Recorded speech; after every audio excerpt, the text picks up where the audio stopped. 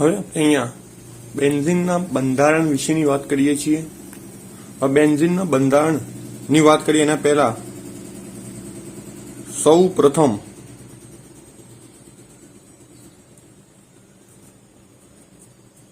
બેન્ઝીનની બનાવટ અથવા તો બેન્ઝીન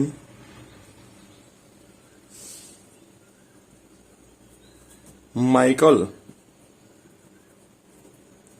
ફેરાડે નામના વૈજ્ઞાનિકે ઈસવીસન 1825 મેળવ્યું હતું. એટલે કે સૌ પ્રથમ બેન્ઝીનની બનાવટ અથવા તો બેન્ઝીન માઇકલ ફેરાડે નામના વૈજ્ઞાનિકે બનાવ્યું હતું. હવે બેન્ઝીનનું અણુસૂત્ર, હવે અહીંયા જે વાત કરવા જઈએ છીએ બેન્ઝીનનું આણ્વીય સૂત્ર C6H6 છે. બીજું બેન્ઝીન વિશિષ્ટ પ્રકારની અસંતૃપ્તતા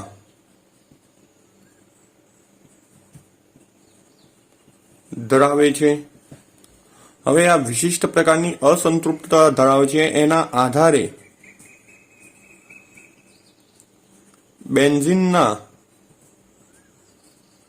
ગુણધર્મો આપણે અભ્યાસ કરી ગયા એવા આલ્કેન અથવા તો આલ્કીન અથવા આલ્કાઇન સંયોજનોને મળતા આવતા નથી અને એટલા જ માટે બેન્ઝીન એ વિશિષ્ટ પ્રકારના ગુણધર્મો ધરાવે છે. હવે આ બધી માહિતીના આધારે બેન્ઝીન એક સ્થાયી અણુ છે અને બેન્ઝીનની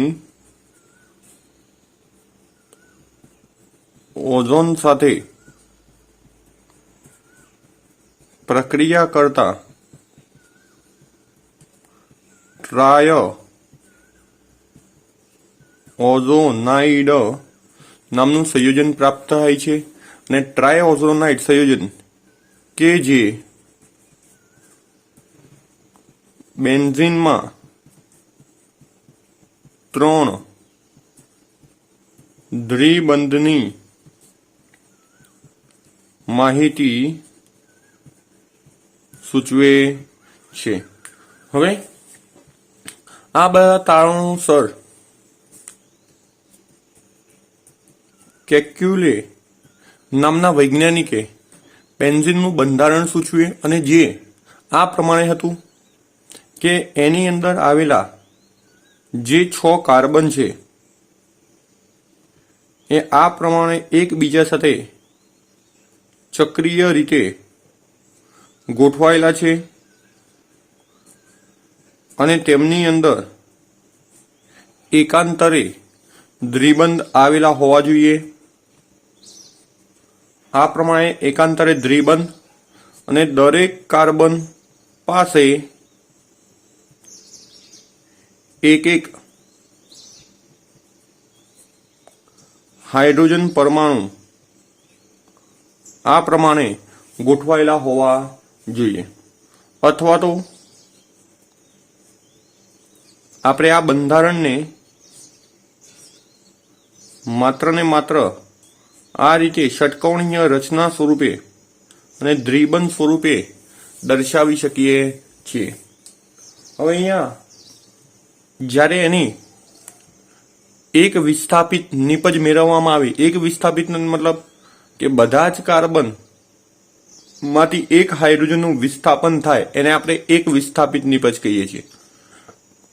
જો બે હાઇડ્રોજનનું વિસ્થાપન થાય તો એને આપણે દ્વિવિસ્થાપિત નિપજ કહીએ છીએ. 3 હાઇડ્રોજનનું વિસ્થાપન થાય તો આપણે એને ત્રિવિસ્થાપિત નિપજ તરીકે ઓળખવામાં આવે છે. તો આમ અહીંયા આપણે હવે જ્યારે બેન્ઝીનની એક વિસ્થાપિત નિપજ મેળવવામાં આવી ત્યારે એક જ નિપજ પ્રાપ્ત થાય છે. હવે અહીંયા ધ્યાન રાખવાની બાબત એ છે કે આપણે જોયું હતું કે આલ્કેનની અંદર 2 કાર્બન ડિફરન્સ એટલે કે અલગ પ્રકારના હતા, ત્યારે આપણને 2 અલગ અલગ નિપજો પ્રાપ્ત થતી હતી. જો અહીંયા બેન્ઝીનના બધા જ કાર્બન જો અલગ પ્રકારના હોત તો આપણને અલગ અલગ 6 નિપજો પ્રાપ્ત થઈ હોત. કદાચ 3 કાર્બન અલગ પ્રકારના હોત તો 3 નિપજો પ્રાપ્ત થઈ હોત.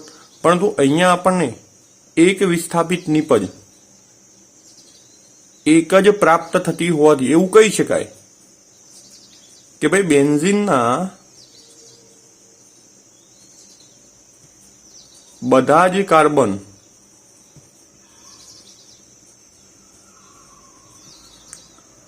એક જ સમાન પ્રકારના હોવા જોઈએ, અથવા તો એમના જે ગુણધર્મો છે એ બધા જ કાર્બનના એક સમાન હોવાના લીધે આપણને અહીંયા એક જ નિપજ પ્રાપ્ત થાય છે. પરંતુ જ્યારે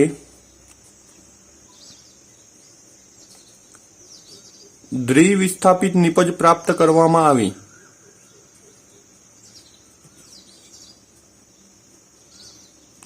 તો અલગ અલગ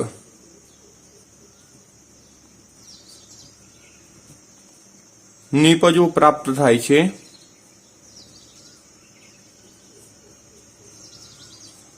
અને કેલ્ક્યુલે જ્યારે 2 બ્રોમિન ઘટકો માટેની વિસ્થાપિત નિપજ મેળવવાની વાત કરી ત્યારે એને જોવા મળ્યું કે એક વખતે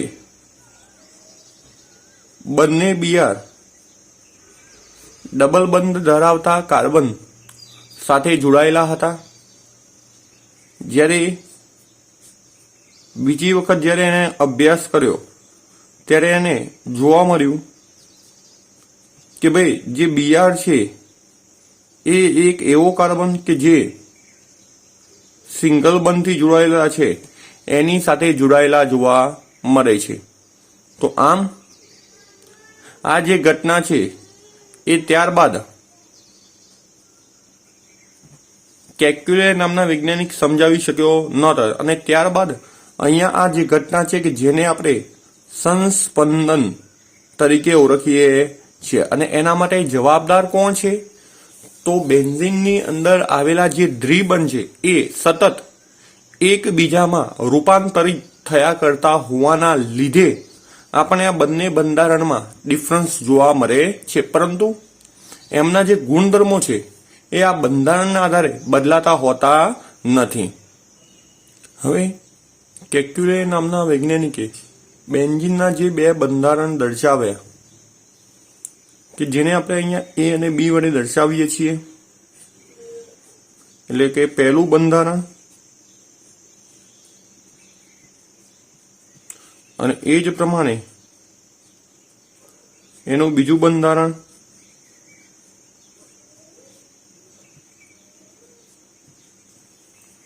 હવે આ બંને બંધારણનો સમન્વય કરીને આપણે ત્રીજું એક બંધારણ બતાવીએ છીએ કે જેની અંદર આ દ્વિબંધ છે એ દર્શાવવામાં આવતા નથી, પરંતુ આપણે આ પ્રમાણે રાઉન્ડ શેપ બતાવીએ છીએ. એ શું દર્શાવે છે?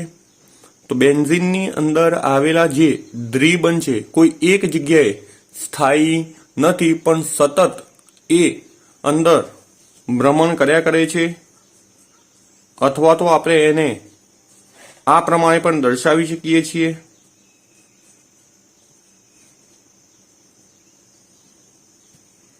તો આને આપણે બેન્ઝીન તરીકે ઓળખીએ છીએ.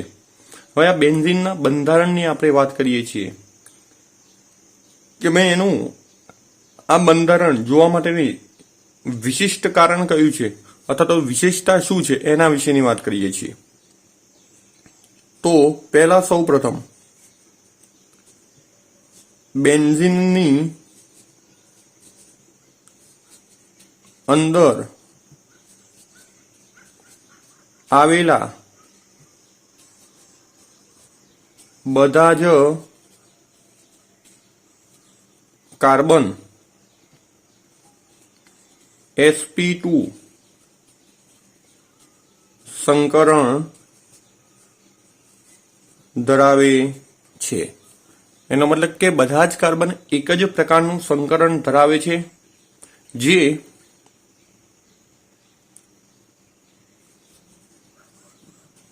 કાર્બનની sp2 સંકૃત કક્ષકો બીજા કાર્બનની sp2 સંકૃત કક્ષકો સાથે બે sp2 સંકૃત કક્ષકો સાથે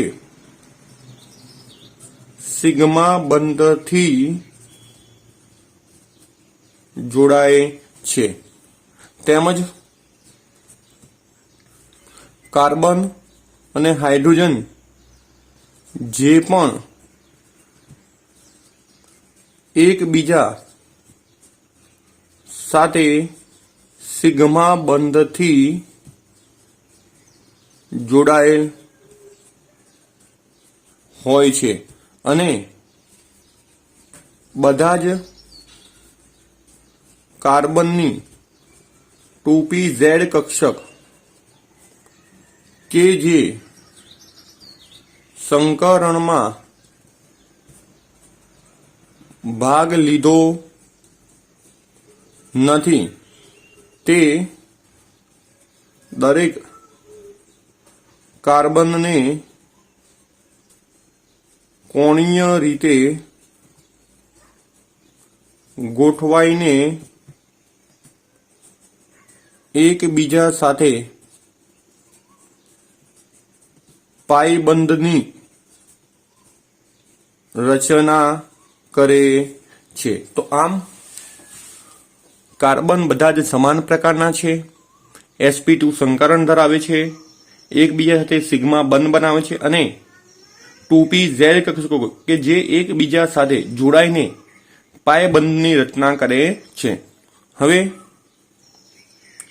આપણે અહીંયા કાર્બનની બધી જ કક્ષકો જોડી અને એનું આ પ્રકારેનું બંધારણ આપણને જોવા મળે છે. હવે અહીંયા જે બંધ બનેલા છે એ બધા જ આ પ્રમાણે આપણને સિગ્મા પ્રકારના જોવા મળે છે. સાથે સાથે બધા જ કાર્બન સાથે જોડાયેલા જે હાઇડ્રોજન પરમાણુ છે એ પણ આ પ્રમાણે સિગ્મા બંધથી જોડાયેલા હોય છે. તો આમ બેન્ઝીનની અંદર ટોટલ 12 સિગ્મા બંધ આપણને જોવા મળે છે અને દરેક કાર્બન ઉપર એક 2pz કક્ષક આ પ્રમાણે કાર્બનને લંબ રૂપે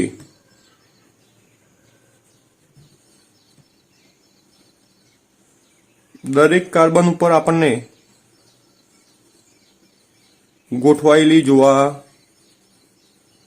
મળે છે. હવે આ જે લંબ રૂપે ગોઠવાયેલી કક્ષકો છે કે જે એકબીજા પર ઇલેક્ટ્રોનની આપલે એટલે કે પાઈ ઇલેક્ટ્રોન વાદળ બનાવે છે અને આ પાઈ ઇલેક્ટ્રોન વાદળના લીધે એમની સ્થિરતામાં આપણને વધારો જોવા મળે છે। હવે પાઈ ઇલેક્ટ્રોન વાદળ છે શું, કઈ રીતે બને છે એ તો અહીંયા આ જે બે કક્ષક છે એમની અંદર ઇલેક્ટ્રોનની આપલે આ પ્રમાણે થયા કરે છે। એ જ રીતે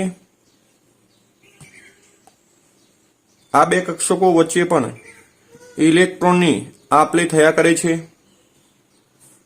એ પ્રમાણે આ બે કક્ષકો વચ્ચે પણ ઇલેક્ટ્રોનની આપલે થયા કરે છે અને આના આધારે આપણે બેન્ઝીનનું બંધારણ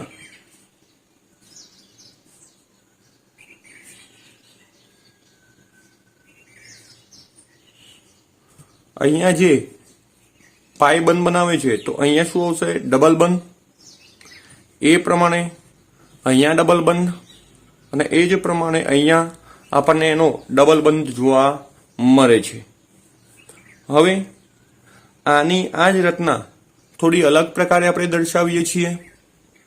હવે અહીંયા તમે જોશો કે સેમ કન્ડિશન આપણે 6 કક્ષકો દર્શાવીશું।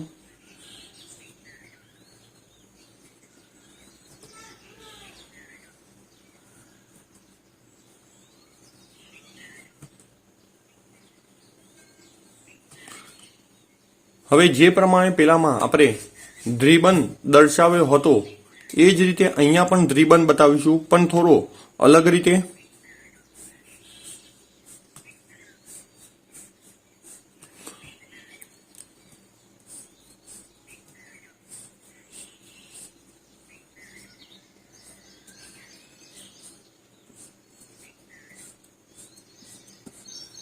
તો આના આધારે આપણે જો એનું બંધારણ બતાવીએ તો આ પ્રકારે એનું બંધારણ આપણને જોવા મળશે।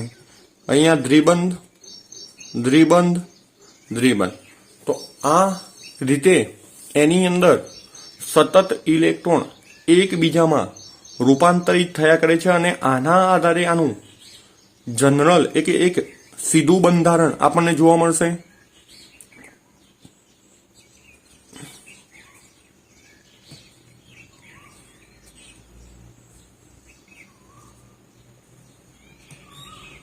કે જે એની અંદર સંસ્પંદન બંધારણ તરીકે આપણે એને ઓળખીએ છીએ। હવે આ આપણે કાર્બન દર્શાવે છે, બધા જ કાર્બન પર એક 2pz કક્ષક કે જે એને આ પ્રમાણે લંબ રૂપે ગોઠવાયેલી હોય છે।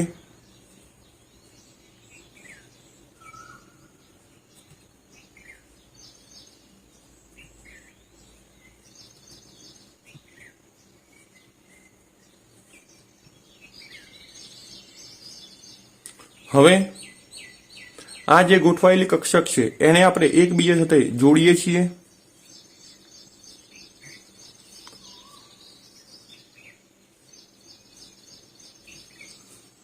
એ જ રીતે અગાઈની આપણે વાત કરીએ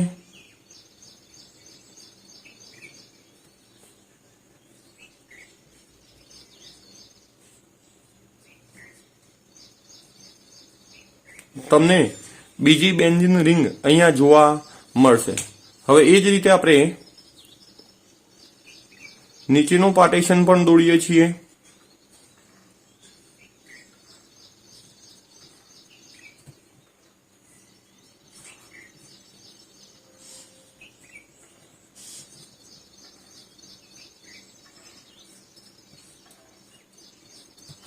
તો આ પ્રમાણે આની અંદર આખી આ પ્રકારની આપણને રચના જોવા મળે છે અને જે આ જે પ્રકારની રચના બને છે જેને આપણે પાઈ ઇલેક્ટ્રોનીય વાદળ તરીકે ઓળખીએ છીએ અને જે બેન્ઝીનની સ્થિરતા માટે જવાબદાર જોવા મળે છે। તો અહીંયા આપણે બેન્ઝીનની સ્થિરતા કેમ વધુ છે એના વિશેની વાત કરી। તો એની અંદર જોવા મળતા સંસ્પંદન અથવા તો પાઈ ઇલેક્ટ્રોન વાદળની સતત ભ્રમણના લીધે એની સ્થિરતા આપણને મહત્તમ જોવા મળે છે. હવે સ્થિરતા માટેનું બીજું કારણ પણ છે, જેની બંધ લંબાઈના આધારે આપણે વાત કરીએ છીએ. નેક્સ્ટ ક્વેશ્ચન છે, બેન્ઝીનની સ્થિરતા એની બંધ લંબાઈ અને એની અંદર આવેલા કાર્બનની ગોઠવણીના આધારે આપણે વાત કરીશું. હવે બેન્ઝીનની અંદર આપણે જાણીએ છીએ એ પ્રમાણે કે કાર્બન કાર્બન એકલ બંધ અને કાર્બન કાર્બન દ્વિબંધ આવેલા છે. હવે આપણે આલ્કેનની મુજબ જોઈએ તો કાર્બન કાર્બન સિંગલ બંધ હોય તેની બંધ લંબાઈ 154 પિકોમીટર જેટલી જોવા મળે છે, જ્યારે દ્વિબંધ એટલે કે આલ્કીન કે જેની બંધ લંબાઈ 134 પિકોમીટર આપણને જોવા મળે છે. પરંતુ આ જ વસ્તુ બેન્ઝીન માટે સકિરણ વર્ણપટ લેવામાં આવ્યો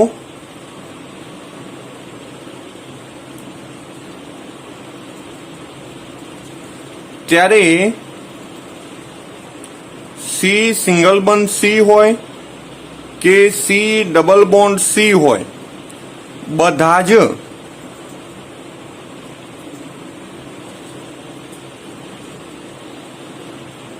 કાર્બનની બંધ લંબાઈ 139 પિકોમીટર જેટલી જોવા મળી, જે સૂચવે છે કે ભાઈ સિંગલ બંધ કરતા બંધ લંબાઈ ઓછી જોવા મળે છે, જ્યારે સી ડબલ બોન્ડ સી કરતા બંધ લંબાઈ વધુ જોવા મળે છે, જે દર્શાવે છે કે બેન્ઝીનની અંદર આવેલા એકલ બંધ અથવા તો દ્વિબંધ સ્થિર અથવા તો સ્થાયી નથી, જે સતત એકબીજામાં રૂપાંતરિત થયા કરે છે, અને જે સૂચવે છે કે બેન્ઝીનની સ્થિરતા વધુ હોવા માટેનું કારણ પણ એ બંધ લંબાઈ જવાબદાર છે. હવે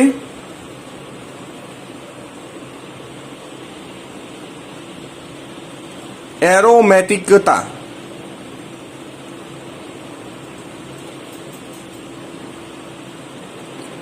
તો ભાઈ બેન્ઝીન એ એરોમેટિક ગુણધર્મ ધરાવે છે.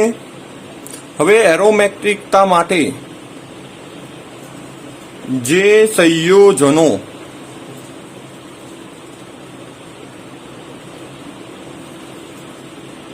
સમતલીય રચના ધરાવતા હોય, બીજી કન્ડિશન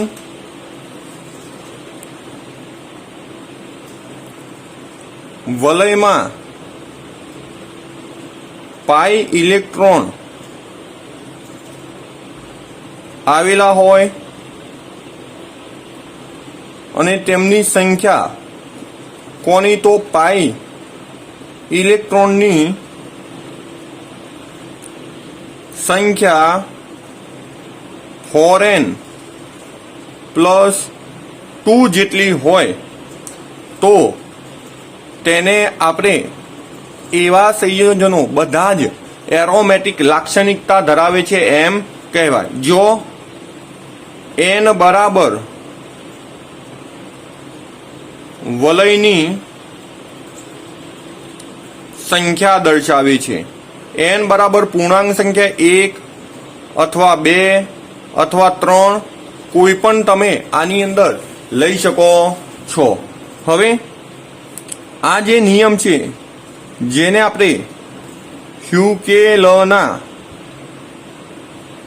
નિયમ તરીકે ઓળખવામાં આવે છે, એટલે કે એરોમેટિક લાક્ષણિકતા અથવા તો એરોમેટિકીકરણ ધરાવે છે તો એના માટેની કન્ડિશન અહીંયા છે, જે સંયોજનો સમતલીય હોય, વલયમાં પાઈ ઇલેક્ટ્રોન આવેલા હોય અને પાઈ ઇલેક્ટ્રોનની સંખ્યા 4n+2 જેટલી આવેલી હોય તો એ બધા જ તત્વો બધા જ સંયોજનો ક્યુકેલના નિયમને અનુસરે છે, સાથે સાથે એરોમેટિક લાક્ષણિકતા ધરાવે છે તેમ આપણે કહી શકીએ છીએ. હવે આવા સંયોજનો વિશેની આપણે વાત કરીએ છીએ કે જે એરોમેટિક લાક્ષણિકતા ધરાવે છે. હવે બેન્ઝીન માટે 4n+2 ની આપણે ગણતરી કરીએ. જો n બરાબર આપણે 1 લખીશું, એક ચક્ર હોવાના લીધે, તો ટોટલ ઇલેક્ટ્રોન થશે 6 પાઈ ઇલેક્ટ્રોન. હવે કઈ રીતે? તો અહીંયા તમે જોઈ શકો છો કે 3 દ્વિબંધ આવેલા છે, તો એક બંધ બરાબર 2 ઇલેક્ટ્રોન થાય, માટે એની અંદર ટોટલ 3 બંધ છે, માટે એ એરોમેટિક લાક્ષણિકતા ધરાવે છે એમ આપણે કહી શકીએ છીએ. એ જ રીતે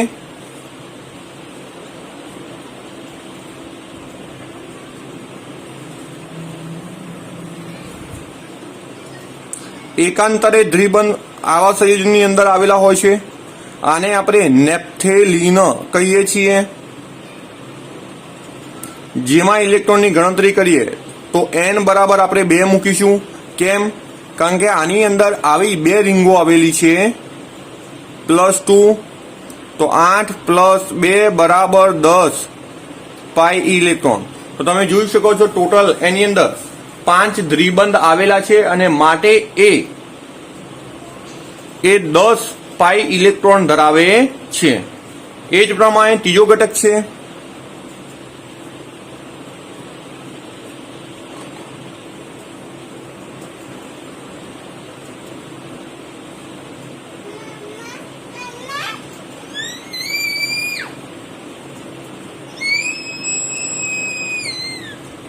હવે અહીંયા 3 બેન્ઝીન રિંગ આવેલી છે, તો 4 × 2 3 + 2, તો અહીંયા તમને 12 + 2 બરાબર ટોટલ 14 પાઈ ઇલેક્ટ્રોન જોવા મળશે.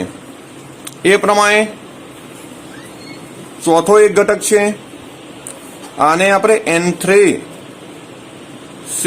તરીકે ઓળખીએ છીએ.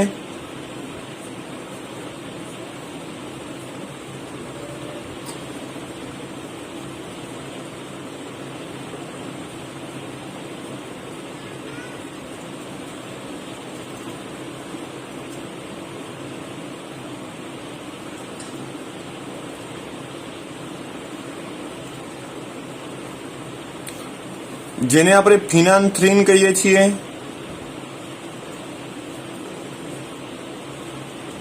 એની અંદર પણ 3 બેન્ઝીન રિંગ આવે છે, તો 12 + 2 બરાબર 14 પાઈ ઇલેક્ટ્રોન એની અંદર પણ આવેલા છે. એનો મતલબ કે આ બધા જ સંયોજનો 4n+2 ને અનુસરતા હોવાથી આ બધા જ સંયોજનો એ એરોમેટિક લાક્ષણિકતા ધરાવે છે તેમ આપણે કહી શકીએ છીએ. હવે અહીંયા બેન્ઝીનની બનાવટ છે, જેમાં એરોમેટિક એસિડ. હવે એરોમેટિક એસિડ એટલે બેન્ઝીન રિંગ ઉપર COOH, જેને આપણે બેન્ઝોઇક એસિડ તરીકે ઓળખીએ છીએ, કે જેની સોડા લાઇમ એટલે કે NaOH વત્તા CaO ના મિશ્રણ સાથે પ્રક્રિયા કરવામાં આવે છે, અને આ પ્રક્રિયા થવાથી આપણને બેન્ઝીન રિંગ ઉપર COONA, જેને આપણે સોડિયમ, હવે અહીંયા આ ઘટકને આપણે સોડિયમ બેન્ઝોએટ તરીકે ઓળખવામાં આવે છે. હવે આ ઘટકની ફરીથી સોડા લાઇમ મિશ્રણ સાથે, સોડા લાઇમ એટલે 2 ઘટકોનું મિશ્રણ છે, NaOH વત્તા HAO સાથે ગરમ કરવામાં આવે છે અને ગરમ કરવાથી આપણને બેન્ઝીન પ્રાપ્ત થાય છે અને જે ઉપર જોડાયેલો ઘટક છે કે જે Na2CO3 સ્વરૂપે દૂર થાય છે. ત્રીજી એની બનાવટ છે ફિનોલ માંથી બેન્ઝીન. તો ફિનોલ એટલે કે બેન્ઝીન રિંગ ઉપર OH કે જેને ઝિંક ધાતુની હાજરીમાં ગરમ કરવાથી ZNO એટલે કે ઝિંક ઓક્સાઇડ દૂર થાય છે અને આપણને બેન્ઝીન રિંગ પ્રાપ્ત થાય છે. તો આ પ્રમાણે બેન્ઝીનની આપણી પાસે 3 બનાવટ જોવા મળે છે. હવે આપણે બેન્ઝીનની રાસાયણિક પ્રક્રિયાઓ વિશેની વાત કરીએ છીએ, જેમાં બેન્ઝીનની ઇલેક્ટ્રોન અનુરાગી વિસ્થાપન પ્રક્રિયાઓ જે તમારે ખૂબ જ અગત્યની છે. તમે 12મા ધોરણની અંદર પણ આ પ્રક્રિયાઓ વારંવાર આવશે, એટલે ખાસ ધ્યાન રાખવાનું છે. આ બધી જ પ્રક્રિયાઓને ઇલેક્ટ્રોન અનુરાગી વિસ્થાપન પ્રક્રિયામાં પહેલી પ્રક્રિયા છે જેને આપણે નાઇટ્રેશન તરીકે ઓળખવામાં આવે છે. હવે આ પ્રક્રિયામાં થાય છે શું? તો સૌ પ્રથમ આપણે માત્ર પ્રક્રિયા લખીશું, પછી એને શબ્દોમાં લખીશું. તો આ આપણો ઘટક છે બેન્ઝીન, જેની સાંદ્ર HNO3 વત્તા સાંદ્ર H2SO4 એટલે કે ભાઈ આ બંને ઘટકોનું મિશ્રણ લેવામાં આવે છે અને ત્યારબાદ પ્રક્રિયા તરીકે આપણે જે પ્રક્રિયા કરી છે એને આપણે નાઇટ્રેશન તરીકે ઓળખીએ છીએ. ચોક્કસ તાપમાને એટલે કે 323 થી 333 કેલ્વિન તાપમાને એને આપવામાં આવે છે અને H2O નો અણુ દૂર થાય છે અને આપણને બેન્ઝીન ઉપર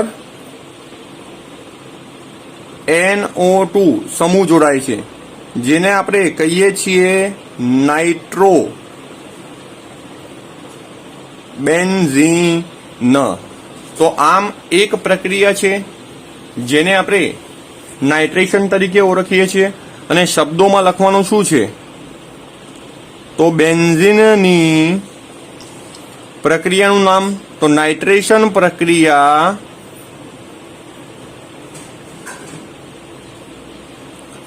સાંદ્ર HNO3 અને સાંદ્ર H2SO4 ના મિશ્રણ સાથે 323 થી 333 કેલ્વિન તાપમાને ગરમ કરવાથી નાઇટ્રો બેન્ઝીન પ્રાપ્ત થાય છે. તો આમ આ પ્રક્રિયાને આપણે નાઇટ્રેશન તરીકે ઓળખીએ છીએ. હવે એ જ રીતે બીજી એની પ્રક્રિયા છે જેને આપણે હેલોજિનેશન પ્રક્રિયા તરીકે ઓળખીએ છીએ. હવે આ પ્રક્રિયામાં થાય છે શું? તો આપણો ઘટક કોમન જેને આપણે બેન્ઝીન કહીએ છીએ, તમે અહીંયા એકાંતરે દ્વિબંધ દર્શાવશો તો પણ ચાલશે. હવે આ ઘટકની Cl2 સાથે Cl2 પ્રક્રિયક સાથે લુઈસ એસિડ જેવા કે FeCl3 અથવા તો નિર્જલ AlCl3 ની હાજરીમાં પ્રક્રિયા થાય છે અને પ્રક્રિયા થઈને આપણને બેન્ઝીન રિંગ ઉપર Cl જોડાય છે, જેને આપણે ક્લોરોબેન્ઝીન તરીકે ઓળખવામાં આવે છે.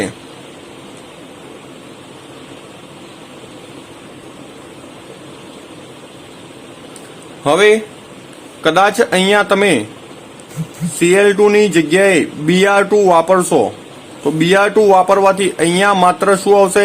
FeBr3 અને જે બેન્ઝીન રિંગ ઉપર આપણે Cl જોડ્યો એની જગ્યાએ અહીંયા જોડાશે શું? Br અને શું દૂર થશે? તો HBr, જેને આપણે હેલોજિનેશન પ્રક્રિયા તરીકે ઓળખીએ છીએ. હવે ત્યારબાદ સલ્ફોનેશન પ્રક્રિયા છે. હવે અહીંયા એક મિશ્રણ છે જેનું અણુસૂત્ર થાય છે H2S2O7, જેને આપણે ઓલિયમ તરીકે ઓળખીએ છીએ. હવે ઓલિયમ ખરેખર છે શું? તો બે ઘટકોનું મિશ્રણ છે, H2SO4 વત્તા SO3. આ મિશ્રણને આપણે ઓલિયમ તરીકે ઓળખીએ છીએ. હવે આ ઓલિયમની હાજરીમાં બેન્ઝીનને ગરમ કરવામાં આવે ત્યારે બેન્ઝીન રિંગ ઉપર એક સમૂહ જોડાશે, SO3H વત્તા H2O દૂર થાય છે અને અહીંયા જે ઘટક આપણને પ્રાપ્ત થાય જેને આપણે બેન્ઝીન સલ્ફોનિક એસિડ તરીકે ઓળખવામાં આવે છે.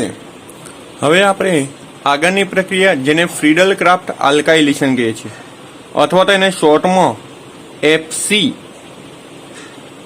આલ્કાઇલેશન તરીકે પણ ઓળખવામાં આવે છે. હવે આ પ્રક્રિયાની અંદર બેન્ઝીન વત્તા આલ્કાઇલ હેલાઇડ એટલે કે CH3Cl હું આલ્કાઇલ હેલાઇડ વાપરું છું અને અહીંયા ઉદ્દીપક ચોક્કસ રહે છે, નિર્જર AlCl3, અને આખી પ્રક્રિયા થઈ અને આલ્કાઇલ સમૂહ જોડાય છે. તો અહીંયા આલ્કાઇલ સમૂહ તરીકે CH3 છે જે બેન્ઝીન રિંગ ઉપર જોડાઈ જાય છે CH3 સ્વરૂપે, જેને આપણે આ જે સંયોજન પ્રાપ્ત થયું એને આપણે ટોલ્યુઇન અથવા તો મિથાઇલ બેન્ઝીન તરીકે ઓળખીએ છીએ. હવે એ જ પ્રમાણે અહીંયા આપણે ઓનલી ફોર આલ્કાઇલ સમૂહ બદલીશું. એક કાર્બનની જગ્યાએ બે કાર્બન, CH3 CH2Cl અથવા તો આપણે એને C2H5Cl વડે પણ ઓળખીએ છીએ. ઉદ્દીપક ચોક્કસ નિર્જલ AlCl3. અને હવે જે જોડાવાનો છે એ બેન્ઝીન રિંગ ઉપર અહીંયા જે સમૂહ છે CH2CH3 આપણે આ રીતે જોડીશું, કારણ કે જે જગ્યાએથી બંધ તૂટશે ત્યાંથી જોડાણ જોવા મળશે. જેને આપણે જે સમૂહ જોડાયો છે જેને આપણે ઇથાઇલ તરીકે ઓળખીએ છીએ અને બેન્ઝીન માટે એને આપણે ઇથાઇલ બેન્ઝીન તરીકે ઓળખીએ છીએ. અને બંનેમાં કોમન વસ્તુ એટલે કે HCl દૂર થાય છે. હવે આગળની પદ્ધતિ કે જેને ફ્રીડલ ક્રાફ્ટ એસાઇલેશન તરીકે આપણે ઓળખીએ છીએ. હવે આ પ્રક્રિયાની અંદર આપણે એસાઇલ ગ્રુપ જોઈએ છીએ. હવે એસાઇલ ગ્રુપ આપણે બે રીતે અથવા તો બે ઘટકોમાંથી લાવીએ છીએ. CH3CO આ જે ગ્રુપ છે જેને આપણે એસાઇલ ગ્રુપ તરીકે ઓળખીએ છીએ, અને આ જે સંયોજન છે જેને આપણે કહીશું એસિડ ક્લોરાઇડ તરીકે ઓળખવામાં આવે છે. અથવા તો આ જે ઘટક મેં લખ્યો છે એનું નામ છે એસિટાઇલ ક્લોરાઇડ. ઉદ્દીપક બદલાતો નથી. નિઝલ AlCl3 સાથે ગરમ કરતા અને બેન્ઝીન ઉપર અહીંયા એસાઇલ ગ્રુપ એટલે કે COCH3 જોડાય છે વત્તા HCl દૂર થાય છે, જેને આપણે એસિટોફિનોન તરીકે ઓળખવામાં આવે છે. હવે એ જ પ્રમાણે આગળની પ્રક્રિયામાં જેને પણ આપણે ફ્રીડલ ક્રાફ્ટ એસાઇલેશન તરીકે જ ઓળખીએ છીએ, પ્રક્રિયક છે CH3CO ટ્વાઇસ O અને આને આપણે એનહાઇડ્રાઇડ તરીકે ઓળખીએ છીએ અને જેનું નામ છે એસિટિક એનહાઇડ્રાઇડ. ઉદ્દીપક ચોક્કસ જ છે. નિઝલ AlCl3 સાથે ગરમ કરતા અને સેમ કન્ડિશન અહીંયા પણ એસાઇલ ગ્રુપ જોડાશે. એસાઇલ એટલે બેન્ઝીન રિંગ ઉપર COCH3 અને CH3CO ટ્વાઇસ હોવાથી એક CH3CO વધ્યો અને અહીંયા એક O એટલે CH3COO અને અહીંયા બેન્ઝીન ઉપરથી H આવશે એટલે દૂર થશે CH3COOH. તો આમ આપણે આ બેન્ઝીનની અલગ અલગ ઇલેક્ટ્રોન અનુરાગી વિસ્થાપન પ્રક્રિયાઓ જોઈ, જે 5 પ્રકારની છે, જે તમારે કમ્પલસરી યાદ રાખવાની રહેશે અને આગળ પણ આનો ઉપયોગ આવશે. હવે આ ચેપ્ટરની અંદર એક લેક્ચરનું કામ બાકી છે, એ આપણે નેક્સ્ટ લેક્ચરની અંદર જોઈશું.